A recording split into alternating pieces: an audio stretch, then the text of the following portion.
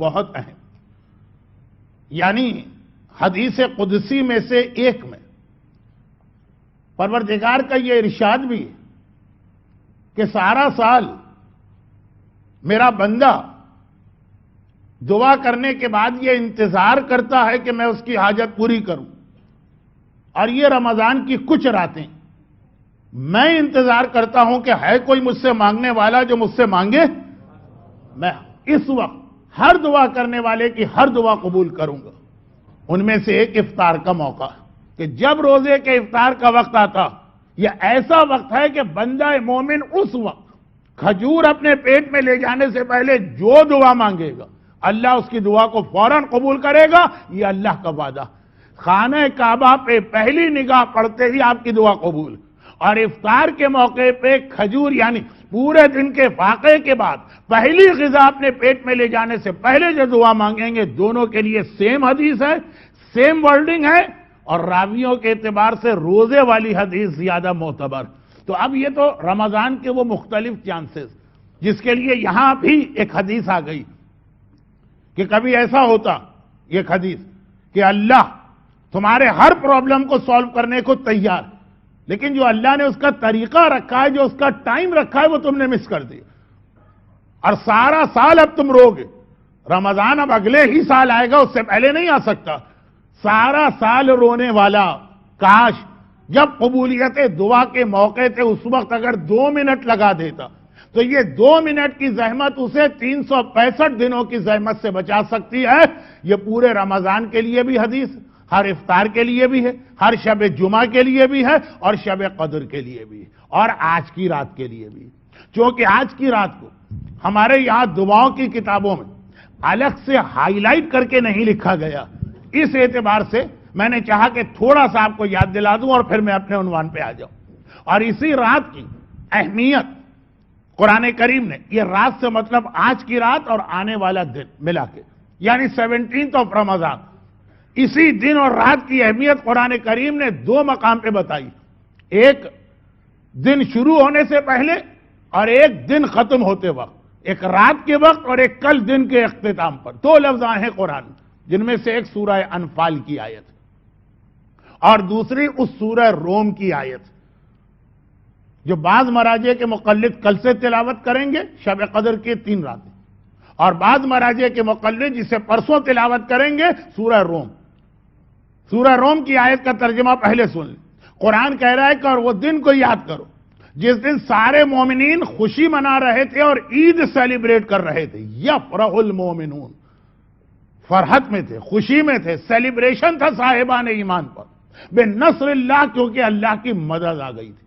اللہ کی مدد۔ واللہ ینصر من یشاء، اور اللہ جس کی چاہتا ہے مدد کرتا ہے۔ قرآن کریم نے یہ جو ایک لفظ استعمال کیا،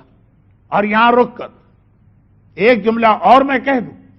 رسول خدا کی 63 ایئرز کی زندگی میں اور رسالت کے 23 ایئرز میں کوئی ایسا موقع نہیں ہے جس کے لیے یہ لفظ قرآن لایا ہو کہ آج مومنوں نے خوشی منائی۔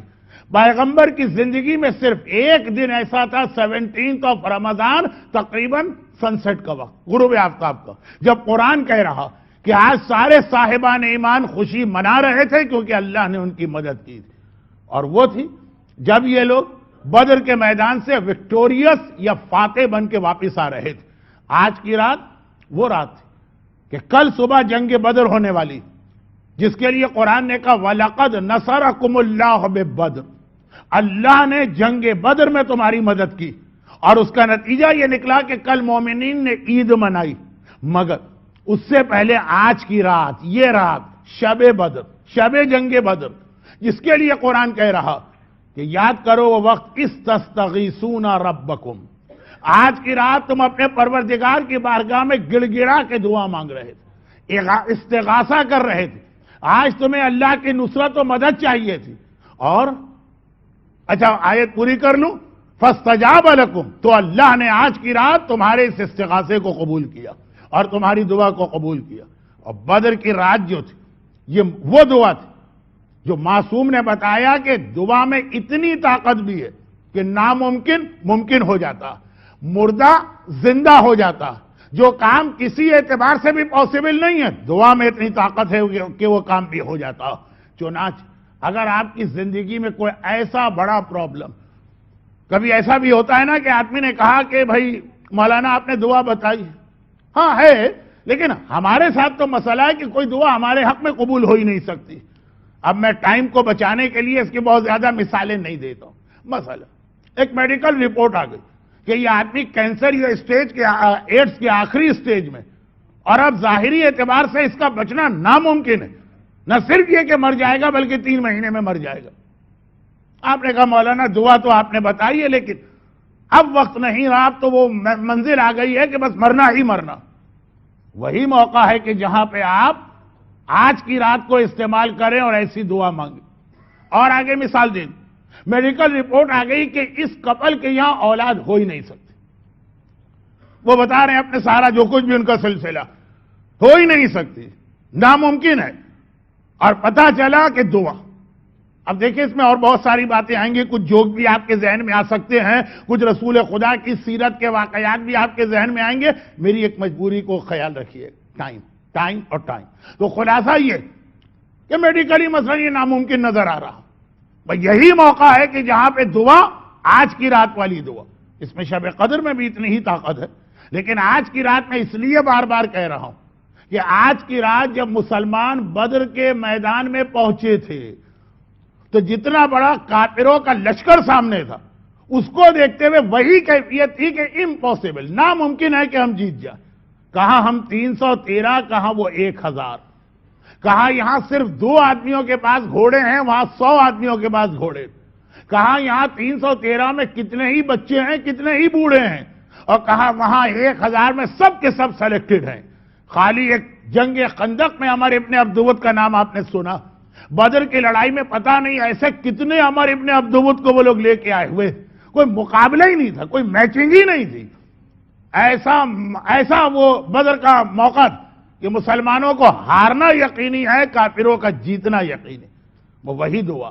چنانچہ قرآن کا تستغیثون ربکم، یہ لفظ نہ جنگ احد میں آیا ہے، نہ جنگ خندق میں آیا ہے، نہ جنگ خیبر میں آیا ہے، نہ جنگ حنین میں آیا ہے۔ جس طرح سے آج کی رات مسلمان اس لیے گڑ گڑا کے رو رہے تھے کہ یقینی طور پہ شکست تھی کل،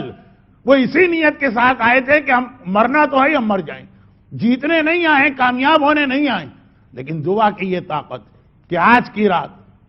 جو ناممکن نظر آ رہا، within 24 hours جب کل کی رات آئی تو قرآن نے خود رپورٹ کیا یومئذ یفرح المومنون۔ اب دیکھو صاحبان ایمان کے چہرے پہ کتنی خوشی نظر آ رہی، صاحبان ایمان کتنے مسرور، صاحبان ایمان کتنے فرحت کی عالم میں ہیں، ناممکن کام ممکن ہو گیا۔ یہ آج کی رات کی دعا کی طاقت۔ اور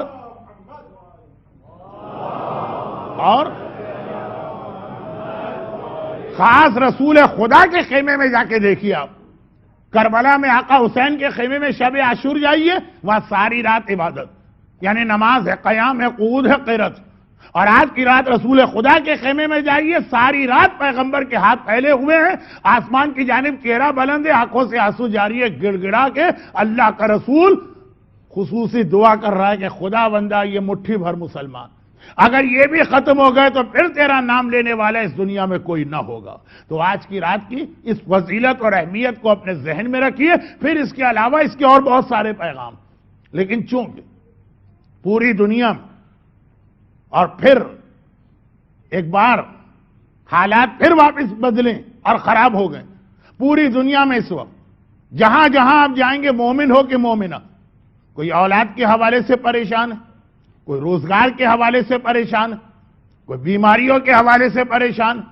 کسی پہ قرضے بہت چڑھے ہوئے، کسی کے لیے اپنے بچوں کے لیے عزت و آبرو کے ساتھ 2 وقت کی روٹی یہ مہیا کرنا مشکل ہو رہا، کہیں پہ زندگی کا کوئی تحفظ نہیں ہے، کہیں غرض یہ کہ کوئی ایسا علاقہ نہیں ملا۔ میں بہت احتیاط کے ساتھ، کیونکہ میں خود ڈرتا ہوں کہ اگر تفصیل میں چلا گیا تو پھر ایک مرتبہ آپ کو کمپلین ہوگی کہ مولانا نے لمبی تقریر کر دی، بہت احتیاط کے ساتھ، کہ حتیٰ یہ کہ دنیا کے وہ علاقے جہاں آج سے چند سال پہلے جانا مومن سمجھتا تھا کہ اس نے گویا سب سے بڑی کامیابی حاصل کر لی، یہاں پہ ہم پہنچ گئے، اب ہمیں کسی قسم کا کوئی مسئلہ نہیں، وہاں کی حالت بھی اس وقت ایسی ہے کہ آپ حضرات مجھ سے بہتر اخبارات اور ٹیلی ویژن ای میل میڈیا سے قریب، تو کوئی علاقہ ایسا نہیں جہاں صاحبان ایمان پریشانیوں میں مبتلا نہ ہو۔ پھر یہ موقع ضائع کرنے والے نہیں، چاہے وہ رمضان کا ہر روزہ ہو، چاہے وہ شب قدر کے اعمال ہو، اور چاہے خاص طور پر آج کی رات۔ آج کی رات پہ بار بار میں اس لیے زور دے رہا ہوں کہ باقی ساری دعاؤں کے موقع مومن کو یاد نہیں ہے تو امام باڑے والے اناؤنسمنٹ کر کے یاد دلا دیتے ہیں، مگر یہ رات بہت زیادہ نظر انداز کی جاتی، اور اسی میں ایک جملہ میں کہہ کے اپنے کل والے موضوع کو ذرا سا کنٹینیو کروں، اور وہ یہ، اور یہی وہ رات جس کے اختتام پر وہ جنگ بدر ہوئی، جسے شاید ہم اور آپ بھی بھول کے بیٹھے۔ اہل بیت کے دشمنوں نے جنگ بدر کو کبھی نہیں بھلایا، چنانچہ دعائے ندبہ کا بھی یہ جملہ ہے، احقاد البدریہ،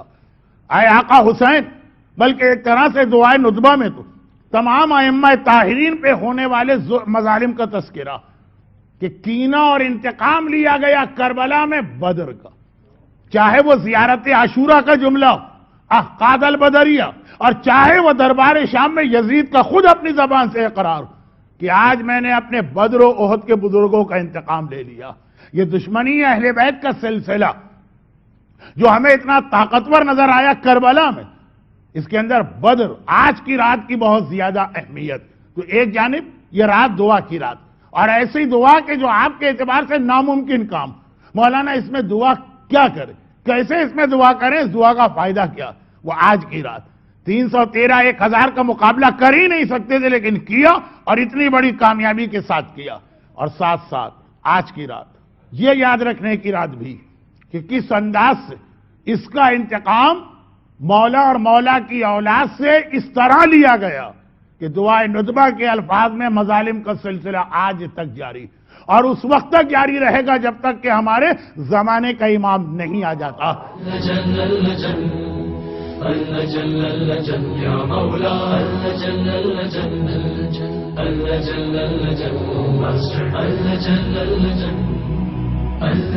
يا صاحب السماء